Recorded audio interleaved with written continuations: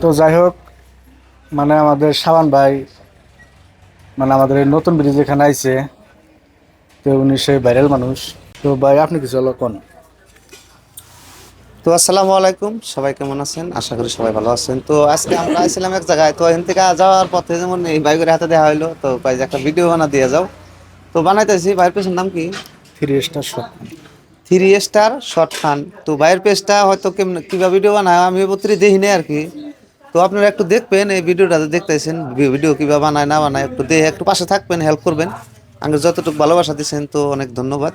তো আশা করি সবারই মনে একটু আশা যে হয়তো ফেসবুকে ইউটিউবে কাম করে একদিন নাম কামামু, এটাই কিন্তু আশা।